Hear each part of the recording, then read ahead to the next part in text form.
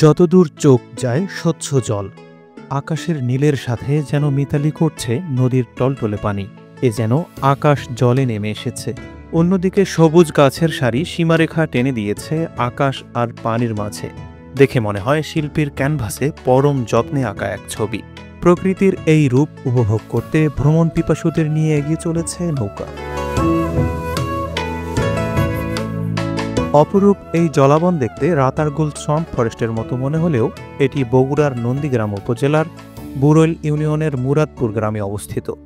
নন্দীগ্রাম ও শেরপুর উপজেলার সীমানা ঘেঁষে বয়ে চলা ভদ্রাবতী নদী।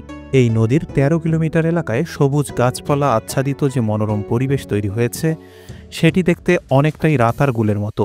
এই নৈসর্গিক সৌন্দর্য দেখতে ভিড় করছেন দর্শনার্থীরা। আসলে আমি এখানে গতকালকেও এসেছিলাম, আসার পরে দেখে খুব একটা ভালো লাগেনি। তারপরে যখন নৌকাতে উঠলাম, ভেতরে যাওয়ার পরে এত ভালো লেগেছে যে আজকে ফ্যামিলি সহ আবার এসেছি। এবং আমি ইউটিউবে দেখেছিলাম বা শুনেছিলাম যে একটা জায়গা খুব ভাইরাল হয়েছে, এটা কি বগুড়ার রাতারগুল, যেটা আমরা সিলেটে দেখে থাকি। তো এই কারণে পরিবার নিয়ে আসা, আজকে দেখলাম, খুব ভালো লাগছে। ছুটির দিনে বগুড়ার ভাইরাল জায়গা মিনি রাতারগুলে ঘুরতে এসেছি, খুব ভালো লাগলো। আপনারা সবাই ঘুরতে আসেন, খুব ভালো লাগবে।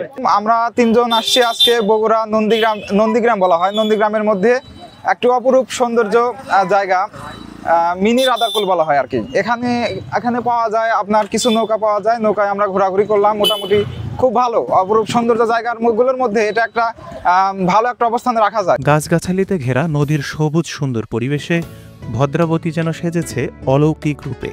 নীরব প্রকৃতি আর মৃদুমন্দ বাতাসে নিস্তব্ধতা ভেঙে দিচ্ছে পাখির ডাক। মিনি এই রাতারগুলের রূপ দেখতে হলে বগুড়া শহর থেকে যেতে হবে শেরপুর উপজেলার কলেজ রোডে।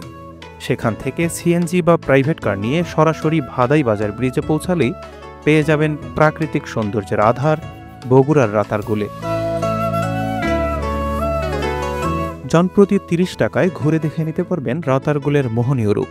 বছরের জ্যৈষ্ঠ, আষাঢ় ও শ্রাবণ মাস ভ্রমণের জন্য উপযুক্ত সময়।